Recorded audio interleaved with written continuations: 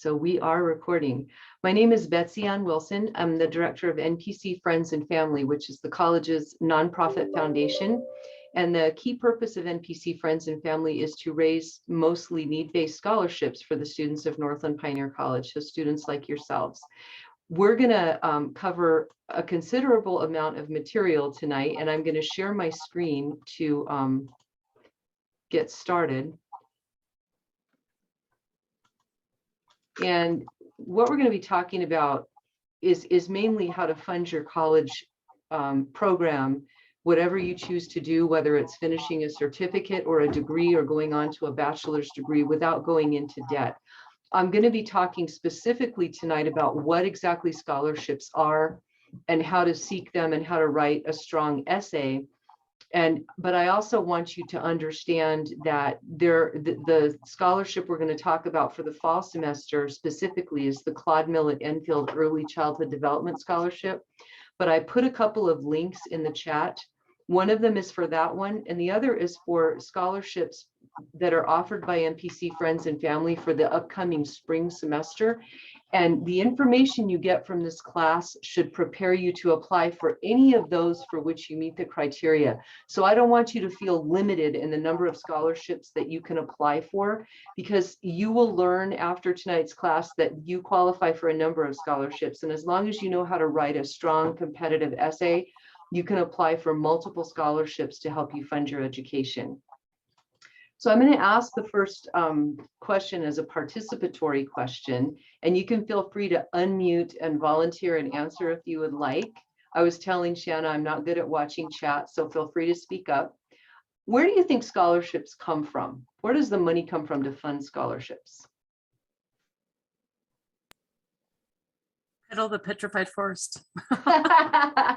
You're cheating. I'm wearing a shirt that says Petal the Petrified. So that's one place. What do you think is meant by that? Petal the Petrified. Where do scholarships come from?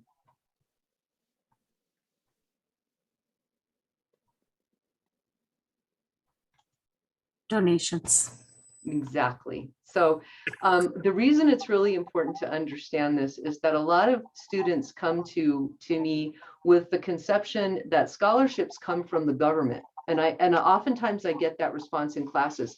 Scholarships do not come from the government. When you fill out your FAFSA, your free application for federal student aid, which I hope you all have done, that is something that qualifies you for government funding, including something called the federal Pell Grant. And some of you may already receive the federal Pell Grant. That's a grant from the government that you don't have to pay back. And whether or not you qualify for it is purely based on a formula. So you submit your information on the FAFSA that's based on your tax returns from the previous year.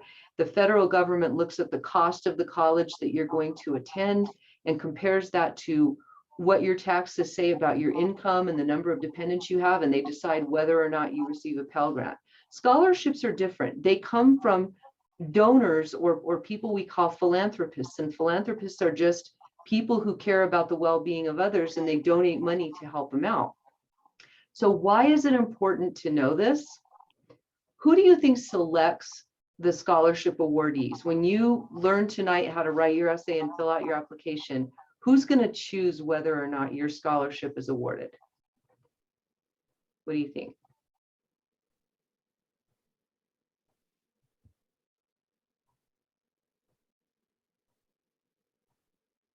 Is it me?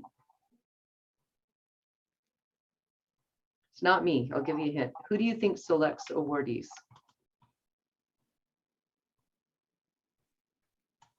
It would seem like they would have to have some kind of committee or something on whichever scholarship it is.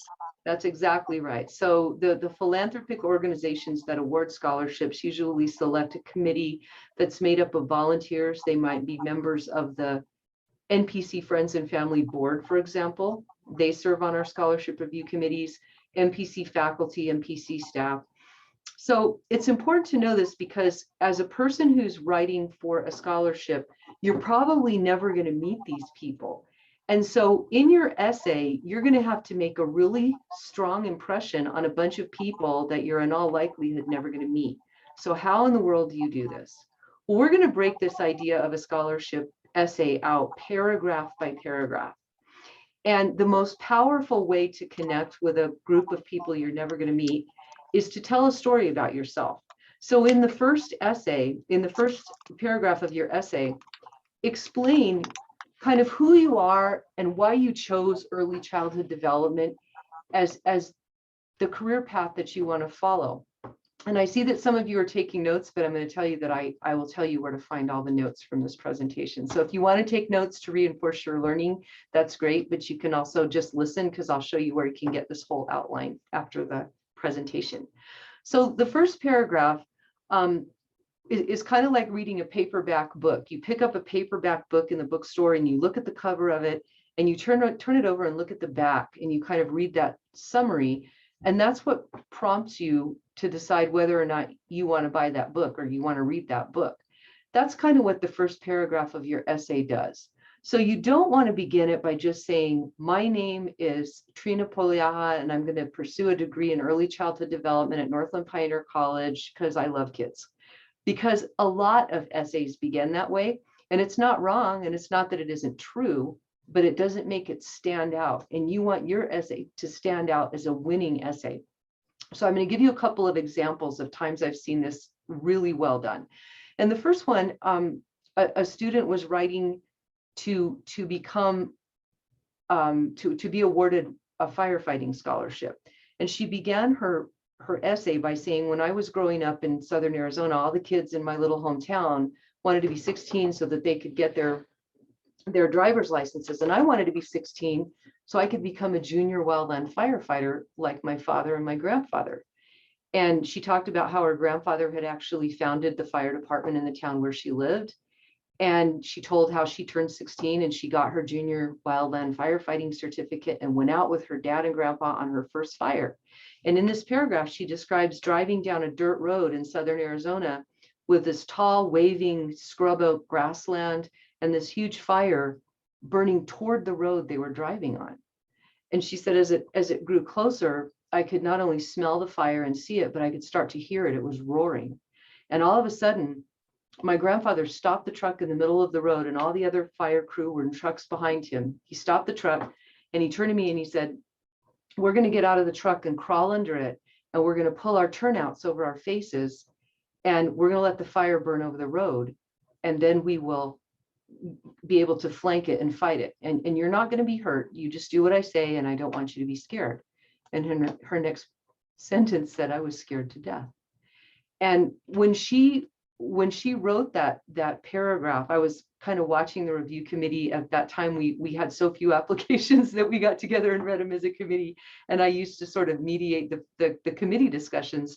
And I think that if she had not written another theme, she would have been awarded that scholarship because she had so engaged those committee members, not just with her interest in becoming a wildland firefighter and becoming a firefighter, but becoming it was her passion. And so that was a really powerful way to start her essay. The second example I'm going to give you is almost kind of a surprising example. It was to me, and I'm going to tell it for a couple different reasons. But this young man began his essay by talking about when he was in high school. He said, when I was in high school, I ruined my life. I became a drug addict and an alcoholic. And by the time I was 18, I had dropped out of school and I had lost all my family and friends. And I just wanted to be with a bunch of the folks that I knew that got high and were drunk. And this young man had sent me this essay to edit for him, which I will do for you. And I was reading it thinking, this is a scholarship essay. And then I kept reading it and I went, the light went on. And what he went on to say was, I really felt like I had reached rock bottom. And one day an uncle came to me and he said, I want you to be involved in a family building project. We're going to be building a building for a female relative and I want you to be involved with it. And so I want you to be at this place at this time tomorrow. And he said, to this day, I really don't know why I did it. I think it was the last chance I had to connect with my family, but I went. And in the process of that, I learned that I liked working with my hands. I liked measuring and cutting and reading plans and the whole precision of building. And when we had completed the project, I had this great sense of satisfaction. And since then, I've become sober. I joined AA. I have been sober for 21 months. I've gotten my GED, and I want to earn my degree in construction technology. Wow. So that was one that really, really grabbed the attention of the reader and hooked and held them. So think about why you chose the path that you chose, and allow yourself, allow your personality to come out in this first paragraph. So now that you've done that, you've hooked and held the reader, we're going to go to the second paragraph. And this is where you really need to start talking about your college education and what your degree path looks like.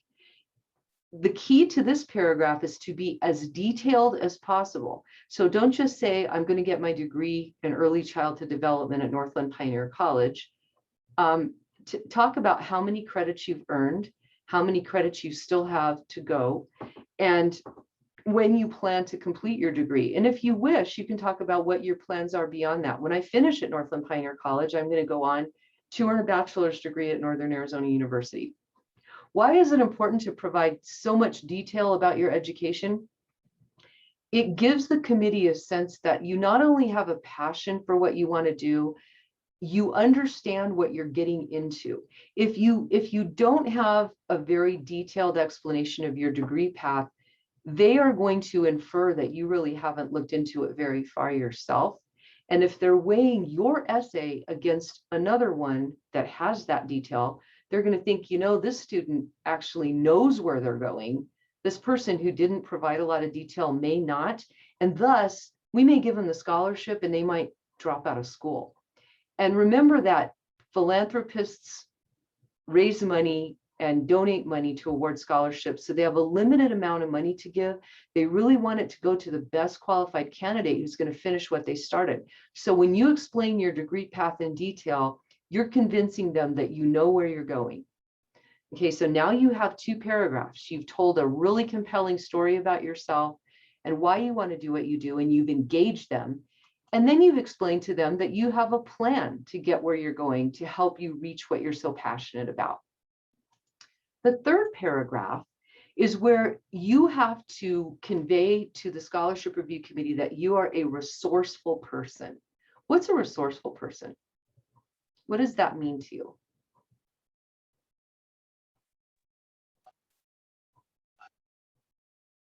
Being an important person, I would think. An important person? Like knowing your career, knowing what you want. Exactly. So you know what you want. You're able to draw on your own personal resources. And those can be things that are inside you. You know, you have the determination that it takes to go forward. And it also has to do with what you can sort of bring to the table, your skin in the game, if you will. Because most of the scholarships that students can apply for these days are for anywhere from $300 or $400 to $1,000 to a couple $1,000s. They are not enough to cover the student's whole degree or sometimes even their college semester. So it's really important that the committee understand how you're funding your education without the scholarship, because you want to set them up for what you need the scholarship for. So talk about how resourceful you are, that you know how to do things, and you know, maybe you can show this through volunteer work, through the job that you do. If you work right now, a lot of you I know are working in ECD right now, and then also talk about the resources that you have to pay for your education before we talk about the scholarship. Okay, because the fourth paragraph is where you're going to sum all of it up. This is where you have to tell the Scholarship Review Committee, I'm this person who loves children and I want to do early childhood development in that first paragraph, and you got them with, you know, the passion you have. And in the second paragraph, you know what you need to do for your degree plan. In the third paragraph, you have all these resources to bring to bear to get you to your goal. In the fourth paragraph, you need to be really specific about what do you need this scholarship for. And in this paragraph, you should actually state the name of the scholarship and the amount. And so say, for example, if I'm awarded the Claude Millet Enfield Early Childhood Development Scholarship in the amount of $500 for the fall semester, I am going to use it for, and then tell exactly what it's for. If your tuition is covered by a First Things First grant, and you need the $500 for your own childcare, or you need it for classroom supplies, or you need it for travel to class. Maybe you have a class that you have to drive to, or you have a practicum opportunity that you have to drive to. Tell exactly what you need it for so that they understand the depth of your need. And so now you've got those 4 paragraphs, and you've told how you're going to use the scholarship so that there's no doubt in their mind that you need it. How do you think you should sum up your essay?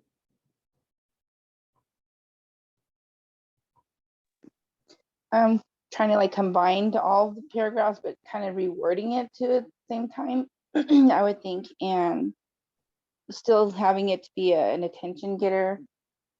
Pretty much like you said, summing up all the reasons why you need it.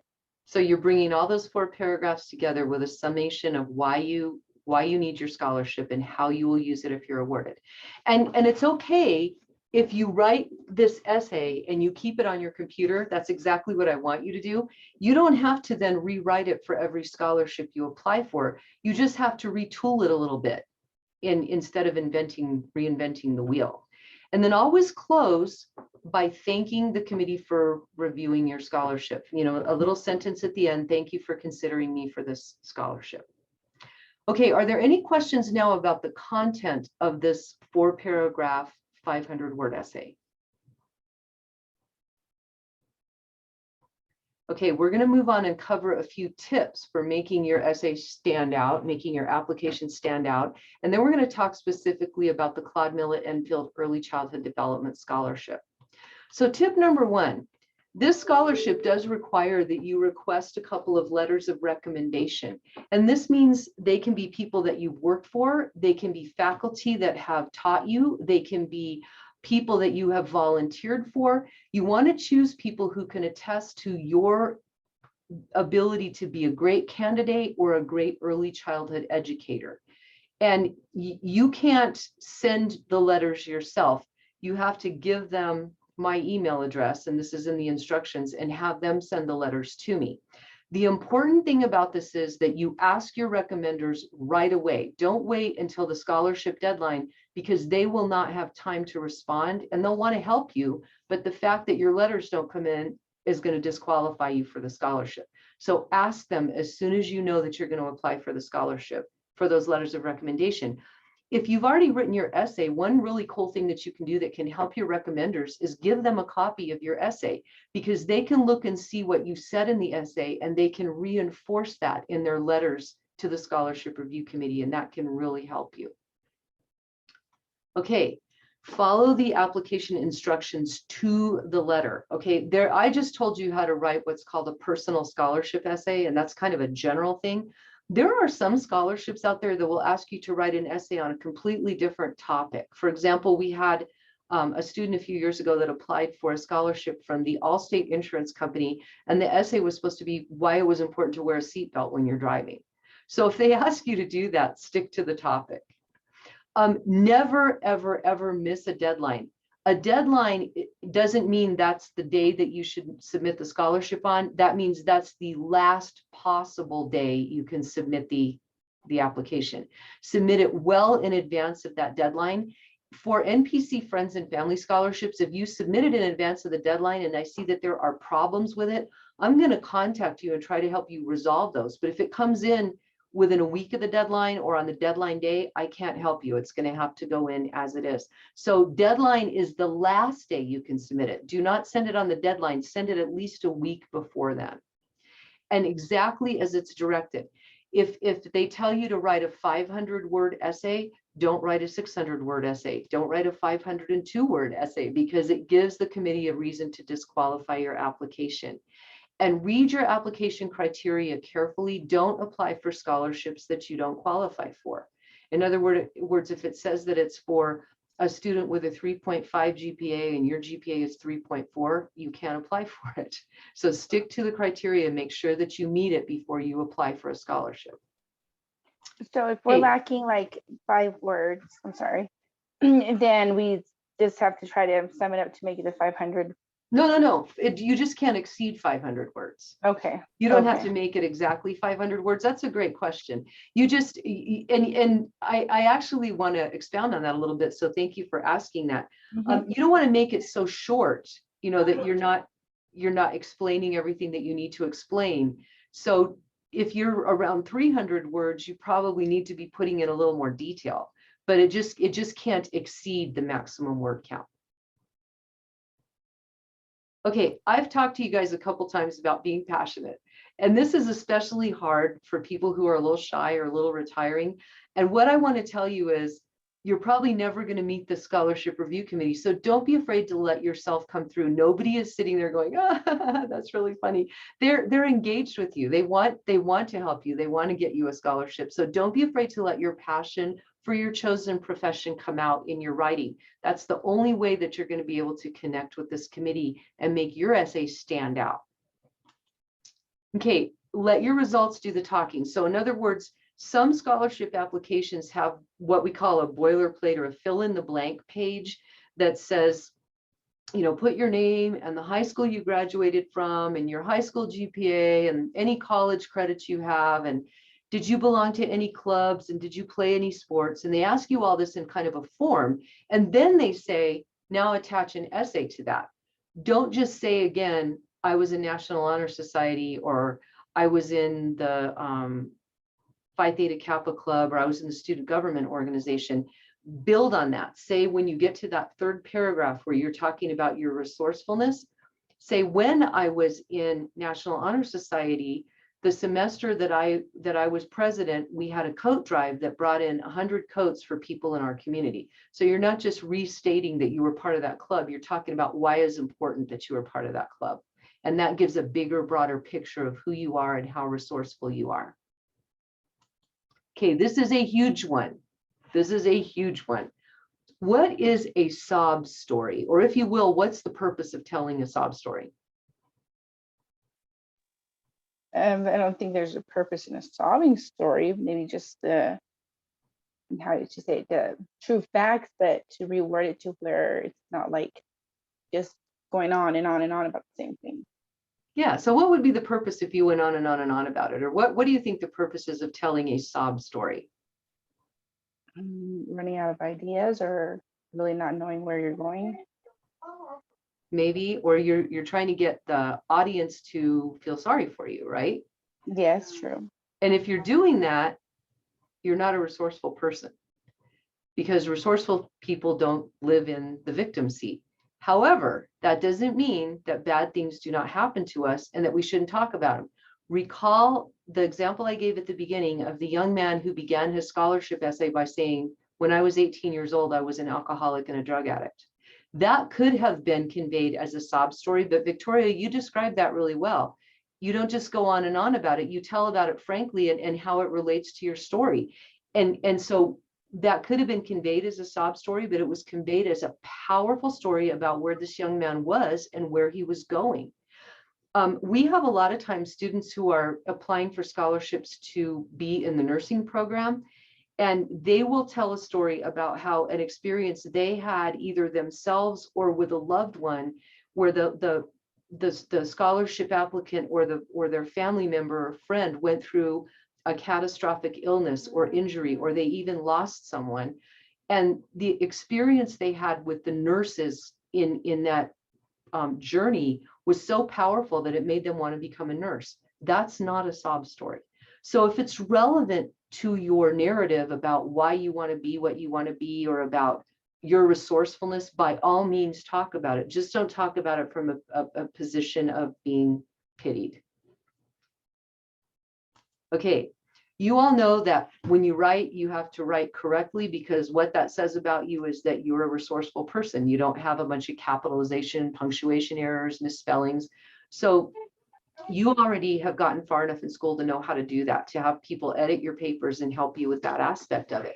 But there's another really cool way that you can use editors. When you finish your scholarship essay and you have it in the nicest, cleanest form you think it can be, with all of the grammatical and spelling errors corrected, think of a couple trusted friends or maybe family members who will be frank with you, and give them your essay And instead of just saying, did I do a good job? Because that's a closed-ended question. They'll either say yes or no, and they'll probably say yes. Say, when you read this essay, would you give me the scholarship? Why or why not? And then listen to what they have to say. A couple of things often come out of this. One of them is that a lot of times the people who review your essay might say, you know, where you're talking about how resourceful you are, you didn't mention the time that you did this, or you should have said more about some other thing. Because remember, it's hard for people to brag about themselves. It's hard for people to let passion come through, but your friends that are your editors can help you do that. Conversely, if you're being a little bit too full of yourself, they will probably be willing to tell you that too and say, you know, I think you come across as a little too full of yourself. You need to be a little more humble. So have people that you trust read your essay, not for its correctness, not for its grammar and punctuation spelling, but for its content, and then listen to what they have to say. When you're a writer, you're close to your topic. You understand your topic, or you wouldn't be able to write about it. And we understand ourselves hopefully better than anything else. So we assume that when we write something, we have conveyed what we meant to convey. When others read it, sometimes we learn that we didn't. So this is a really good way that you can use editors. Okay, and this next slide needs no explanation. If you didn't do it, don't say you did. And if you did do it, don't say you didn't. Okay, and so does anybody have any questions about the process of developing the essay and sort of the little winning edge things that we talked about? Not right now. I'm sure if I have any questions, I'll be in contact with you. Great, we'll take them at the end. Trina, did you have a question? Yes. I didn't catch how many reference letters we would need for this. For the Enfield scholarship, you need 2. Oh, okay. And so now we're going to talk a little bit about scholarship searches. And I'm going to tell you right off the bat that seeking scholarships is going to take some time and effort. And when I teach this class and I start talking about doing a scholarship search, the first thing I hear like groans and sighs, and people go, oh, it's going to take a lot of time. So I want to give you a little piece of perspective before I talk about scholarship searches. Let's say that you leave this class today, and I'm going to ask you to put your math hats on when I ask you this question. When you leave this class today, let's say that you go out and you do a scholarship search, and you also write your essay and you have it edited, and I'll help you edit it as well. And you find, say, a half a dozen scholarships that you are eligible to apply for. And you prepare all those applications and you submit them exactly as directed, because that's what you learned. And all of this process takes 4 hours. It takes 4 hours of your time. And a few weeks roll by and you get some letters of rejection, because you will. You're probably not going to get every scholarship you apply for. But lo and behold, one day the phone rings and I'm calling you and I'm saying, congratulations. Congratulations, Tristy. You have won the Claude Millet Enfield Early Childhood Development Scholarship in the amount of $1,000 for the academic year 21-22. That effort took you 4 hours and you won $1,000. How much did you just earn an hour?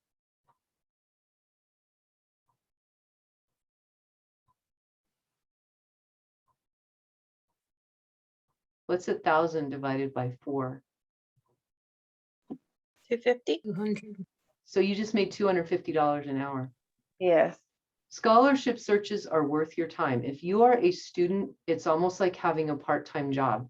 And I know students that work to get scholarships, not just NPC friends and family scholarships, but they're very diligent about searches and applying. And it is almost a part-time job for them. It's really worth your while.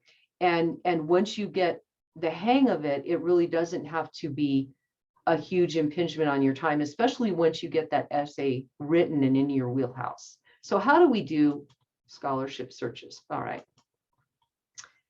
The first thing you need to do if you have not done so is fill out the FAFSA. Okay, and the website looks like this. Let me see if I can click.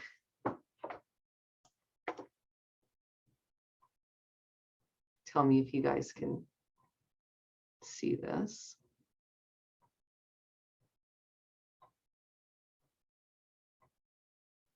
This is what can you all see the website for FAFSA? Let me do a new share. I can see it. Looks like this. So if you haven't already done it, you're just going to click start here and it's going to walk you through the process. And this does take some time. This is part of the time I told you about. But the important thing about doing your FAFSA is that not only do a lot of scholarships require it, a lot of not just NPC friends and family, but a lot of private scholarships require that you do the FAFSA. A lot of times when students are reluctant to do it and they drag their feet and they go, Betsy, I don't want to, it takes a lot of time, and they do it, they find out that they're going to get a Pell Grant too, which is really cool because that's money that you don't have to pay back. So it really behooves you to do this. npc.edu/scholarships is the college's search engine that they maintain, and they maintain NPC friends and family scholarships, but they also have a whole list of other scholarships, a total of usually around 400 at a time. And this is again where that work comes in. You can skim and scan these and just sit down every evening maybe and skim through them and look at ones that look like they would apply to you. Some of them aren't even open. Some of them are open right now. So that's part of it, is if you think of eating an elephant one bite at a time, you can use this search engine, which is completely free, to apply for all these scholarships. I'm going to show you a bonus one right now. This one just opened. Look at this. The deadline is Friday, October 1st. This is from the Classified and Administrative Staff Organization. And it's for $500 for the current semester. So if you are a degree-seeking student with a degree plan on file, and you've done the FAFSA, and you're enrolled in 6 or more credits with a GPA of 2.0 or better, and you have your diploma or GED, you can apply for this one too, right now. And I will help you with the essay. That one just opened. Betsy, Mm-hmm. I do have a question. Right Yeah. there where it says where it Okay. says overpayment, it's not the same thing as over your credit limit though, correct? It's not. That's a good question. Overpayment means that at one point or another, you were awarded the Pell at NPC, and then you drop your classes that were already paid for. If that happens and you owe the college the money back, they're going to want the money back before you apply for a scholarship. And that's for this CASO scholarship. We used to say in NPC Friends and Family that if you were defaulted on a student loan somewhere, you couldn't apply for scholarships. We no longer say that, because we would rather you be able to get a great education and gainful employment, be able to pay off that loan. So for NPC Friends and Family, you can't be in what we call overpayment status, but you can be in default of a loan. So overpayment just means that you dropped your classes and didn't pay your Pell back. Okay, and then let me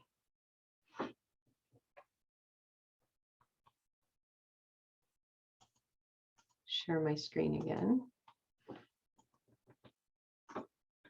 This is a really nice, I'm not going to click on it because it's going to take a lot of time to go through it, but the Arizona Community Foundation is a great resource for students like you who are seeking scholarships for whatever level of education you are in.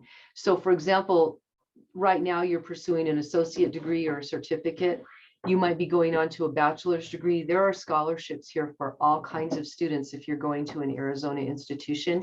And the cool thing about it, the Arizona Community Foundation is a foundation that manages foundations. So if we wanted to be a part of their group, we could, and they would manage our money and our scholarships. The cool thing about it is when you go on their website a couple of times a year, and I send out email to students when this is open, they have a window where you can go in and create a profile. And what's really nice about that is that can save you some time, because once you create that profile, then they will match you to all the scholarships that they manage that you qualify for. So that can take out some of the legwork. I will tell you that is not a substitute for doing a scholarship search, because you're going to find a lot more opportunities if you do take the time and do that search. But it's a great resource. And a lot of times, once you've created the profile, that's all you have to do to apply for their scholarships. They will not only match you, but they'll say, you know, you've submitted this essay in this profile. We're going to send it to the, Joe Doakes scholarship, and you're going to apply for it. And you can get some funding that way. So I also mentioned that I would assist you with scholarship editing. If you would like me to look at your essay and help you make it as strong as possible content-wise, and I'll also help you with editing, grammar, punctuation, spelling, you can send it to me as a Word attachment in my email, which is betsy.wilson@mpc.edu. And again, I'm going to show you where you can find all of this. So in the chat, before we go further, I put a couple of links early on. And so if you look up at the first one, this is the link to our NPC friends and family, or our all of the NPC friends and family scholarships that we will have available for the spring semester. And it looks like this. And so let's just page down here and click on Claude's scholarship. So when you click on it, it opens like this. Can you all see Claude Millet Enfield Early Childhood Development Scholarship? Okay, before we go over the criteria for it, which we're going to do in just a minute, we're page down, and every one of our scholarship postings on the website gives you this link for tips on writing your scholarship essay. So I'm going to click on it. And this is the outline for this presentation I'm giving you right here. So that's why I told you didn't have to take notes. First paragraph, this is where we say start with a story. Second paragraph, third paragraph, fourth paragraph. The tips that we talked about, my email, which is also in other places, and then those resources that I just shared with you, including a couple of other scholarship opportunities and scholarship websites that you can search. So don't feel like you have to take a bunch of notes, just go to that link. Okay, any questions so far? And we're going to talk about specifically the Claude Enfield Scholarship and then about scholarships that will be available for spring semester. Okay, let me see if I have any questions in the chat. Okay, and we are recording this too, so if you came in late and missed it, we're going to be sending you a link. So now we're going to talk about the scholarship that is open right now for students just like you, for just you students that are in early childhood development. The Claude Millet Enfield Early Childhood Development Scholarship was funded by the friends and family of Claude Enfield, who's on our call tonight. Claude, you want to wave? For those of you that don't know her. She's also on my NPC Friends and Family board. She's my board secretary. When Claude retired from NPC's Early Childhood Development program, she was the chair for many years. Her friends and family said, we think the best thing that we could give Claude for a retirement gift is a scholarship to help students become early childhood educators. So they started it back. Claude, what year did you retire? See if I did this right. 5 years ago. 5 years ago? End Okay. of July 2016. 2016. And so since Claude retired, her scholarship fund is at $80,100. That's how much people love her. So that's pretty cool. That's what this scholarship, that's what funds this scholarship. It's called an endowment. So we invested that money, and the money returns money in the stock market, and we use that to pay out scholarships. The cool thing about this is if you are awarded for the fall semester, you will receive $500 for your fall semester, but you don't have to do anything except for maintain your eligibility criteria, and I will re-award you another $500 for the spring semester. So this means that as long as you meet this criteria, you're going to get $1,000 for the upcoming academic year. So let's talk about how to do that. So your criteria, can you all see the flyer that says Northland Pioneer College Friends and Family announces the Claude Millet Enfield Scholarship? Is that what you're seeing? Yes. Okay. I just see a picture. Right there. So Okay, there it is. you should all have a degree plan on file that says you're pursuing early childhood development. This is a need-based scholarship, and I want you to do that FAFSA, but what this really means is you need to tell us, remember when we talked about that fourth paragraph in the essay, you need to be really clear about why you need this scholarship. And we are doing away with this completed prior credits at NPC after this semester, but all of you have because you're enrolled in early childhood right now.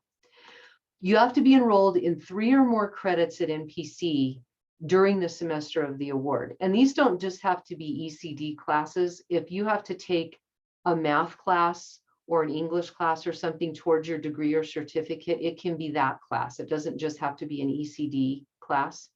You have to have a cumulative GPA of 2.0 or better, not in default of a student loan, although it's okay if you're in default of a student loan going after this semester, and not in overpayment status. You can't be in overpayment status at NPC. If you're over the credit limit, that's okay. If you're retooling for a new career in early childhood and you have other college credits, that's okay. We want your application. And if you're currently in high school, which I don't think any of you are, you're not eligible to apply.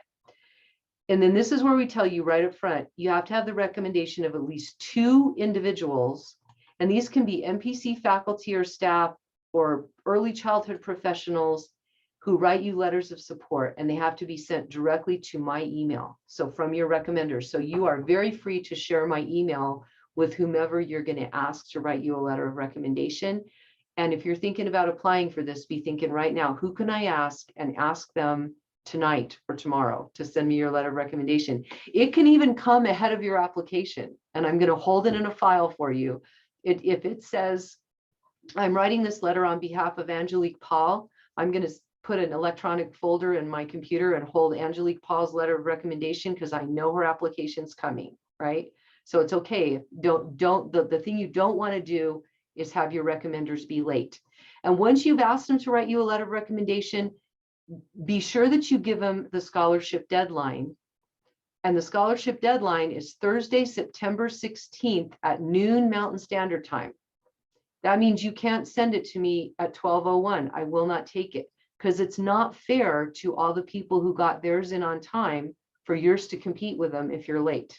Okay, so no late. Here is a really good self-help tip, not just for you, but for your recommenders.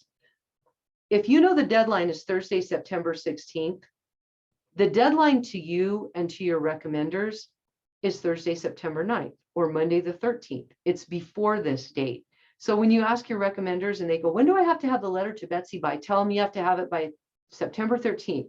And then feel free to pester them. This is about your scholarship. So feel free, if they haven't sent it, to get after them. If you've sent me your application and you know you need those letters coming, you can email me and say, Betsy, I sent you my application. I'm waiting for my letters. Have any of them come? And I'll tell you.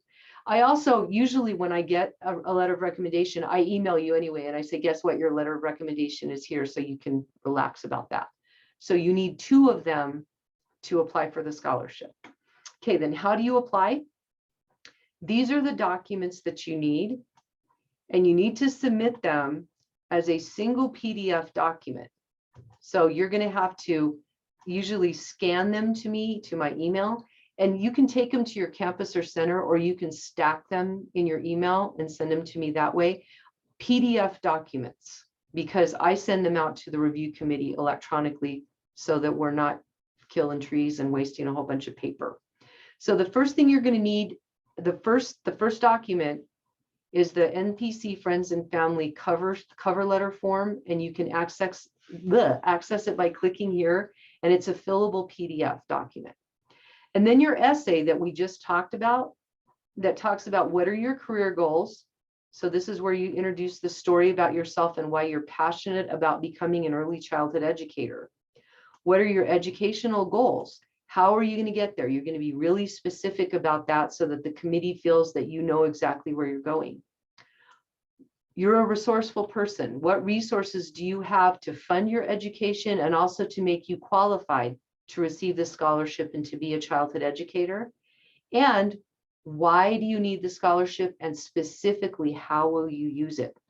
And a really cool thing, if you personally know Miss Claude and she's helped you in your journey, please feel free to talk about it in your essay.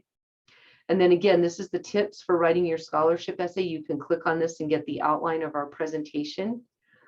And then if you have done the FAFSA and you have a letter of award, you can download your letter of award from your MyNPC page. Do you guys know how to get on your MyNPC page? Good. All right. You can also get your letters of denial from your My NPC page if you've been denied. It doesn't mean you're going to be disqualified for the scholarship.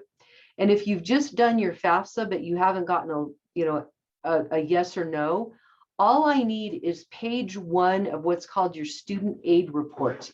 So when you complete your FAFSA, it's going to generate this report that will tell you, guess what, Shanna, this is what you put in your application, and we want you to read through this and make sure it's okay, and you're going to go yes, and it's going to generate this big report, and that's your copy of what they're sending to the NPC financial aid office. Page 1 of that is called your student aid report, and it has something on it that says your EFC is, and there's a number after it. The number is anywhere from 0 to several thousand. EFC means estimated family contribution. And it will say your EFC is like $2,000. You may or may not qualify for a Pell Grant. That's the only thing I need is that 1 page. I don't need the whole 30-page report. Okay. And if you have your award letter, send the award letter instead. But if you've only gotten as far as doing your FAFSA, just send me page 1 of that SAR.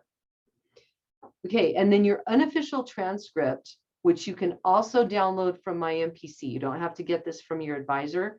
And that indicates your degree intent. So if you're early childhood, it'll say right on it. And that's the link to get onto My NPC.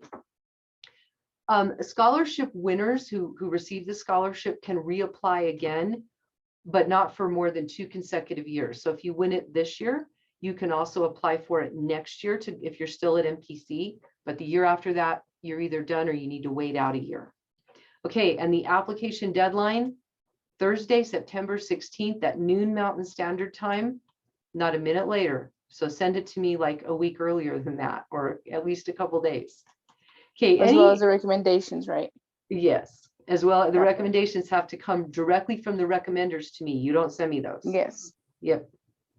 And you can share my email with whomever needs it to send me those. Any questions about the Claude Enfield Scholarship?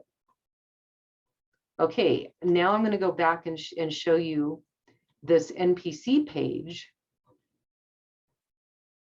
And we're just going to look at all of the scholarship opportunities that will be available for the upcoming semester in the spring. Scholarships are usually awarded in the semester prior to when they are needed. The reason that we're awarding some more Enfield scholarships right now is because we got this really nice additional donation this year from a couple different sources that gave us more money. And so that's why we're offering more scholarships. But most scholarships, including NPC Friends and Family scholarships, are awarded in the semester prior to when they're needed. And the reason we do this, I let applicants know before spring registration whether or not they're going to get a scholarship award, because that helps them plan how many classes they can take, or maybe that gives them the opportunity to take that class that has the pricey course fees or something like that. So all of our scholarships for the spring semester will be open for application on Friday, October 1st. And you don't have to worry about this now because I want you applying for the Enfield one. But you're going to do that essay and you're going to be able to use it for these. So I want to point out a couple of them in particular. The John Graf CTE scholarship is for students who are in a career and technical education program. If you're finishing your early childhood degree at NPC with an Associate of Applied Science, then you can apply for this one. If you're going on to university to pursue a bachelor's degree, then you should apply for the John Graf PhD University Bound Scholarship, which is here. The Leg Up Scholarship is an NPC Friends and Family internal scholarship. We award one of these at every NPC campus and center every semester. This is for students who don't qualify for the federal Pell Grant. So when you do your FAFSA, you find out for some reason you don't qualify. You're over the credit limit, or you make, I always love that phrase, too much money to qualify, because there's no such thing as too much money. This scholarship is for you. We have one just like it that's called the Fill the Gap Scholarship.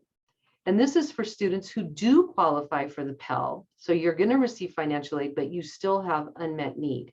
And both of those scholarships, whether you do or don't qualify for the Pell, have pretty similar requirements as the Enfield scholarship. You have to be enrolled for 6 or more credits for these, and you have to have a GPA of 2.0 and a high school diploma and not be in overpayment status at NPC. If you have previously obtained a bachelor's degree, call me and tell me about that, because we want to help you. If you're coming back to learn how to do something because your bachelor's degree didn't help you get a job, we want to accept your application. So call me and talk to me about that. The application process is very much the same. You're going to do a cover letter. You're going to submit that essay. You're going to send page 1 of your SAR or your award from financial aid, and your unofficial transcript. This one does not require any kind of letter of recommendation. And then there are a few others. The Press Winslow Memorial Scholarship, $1,000 per semester. This was established in memory of a former district governing board member who was also an amazing philanthropist and volunteer. This requires much the same, except that you have a GPA of 2.5 or better. So if you're just thinking, yeah, that's me. And then there are a few others. The Jennifer Lee Whitt Memorial Scholarship. Jennifer Whitt was one of our English faculty, and some of you may have had her as an English faculty. This was established in her memory by her family, and it provides $1,000 a semester, and the requirements are the same as for the Press Winslow Scholarship. I'm going to show you one, and then I'm going to tell you something more exciting.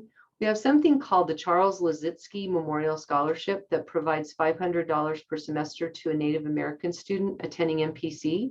And it's the same basic criteria as the others that we talked about. But we just learned, I just finalized this literally yesterday afternoon, we will have an additional $6,000 in scholarships for Native American students at NPC, 6 $1,000 scholarships for the spring semester, thanks to a very generous couple that want to remain anonymous. And then we're going to have, if you're graduating in May and going on to the university in the following semester to do a bachelor's degree, there is a $3,000 scholarship to help you do that. And I will be posting those in the next couple days. They're brand new. We haven't even gotten them up on the website. But all of the NPC Friends and Family scholarships will open for application on October 1st with a deadline of November 10th. And again, I will be happy to help you with any of those, with your essays or with information about how to apply. Just as you're looking through that list and you have specific questions, shoot me an email or give me a call. That pretty much concludes my presentation, and I'd like to answer any questions with the time that we have left that you have about anything we've talked about, including specifics for the Claude Enfield Scholarship. Did I cover it all? I think you did. But All right. like I said, if I have any questions, I'll get a hold of you. Right on. Thank you, Victoria. Anybody else, the Thank same thing. Feel free to reach out and give me a call or an email. And yes, thanks for putting that in, Shannon. Nothing can be submitted after Thursday, September 16th at noon. You've got to get it in before that. But I would love to see all of say you it was apply. the deadline, Betsy. I just said it was the last possible time. The 'Cause last like you possible said, time. That's The what. Yep, deadline is the week before. exactly. Okay, well, if that is the total of the questions, thank you very much for listening to my presentation and for being here tonight. I wish you all the luck in the world, and if there's anything I can do to help you with a scholarship, please reach out and let me know. Thank you. And we'll post the recording. Shanna, I will get with you and figure out how we're going to put that up on YouTube and share the link with the students. Thank you for your time as well. Thank you very much for listening. You guys are a great audience, and thanks for giving me the time in the evening when we're all tired. Thank you. Thank Thanks. you. Good luck, Bye. everyone. Bye.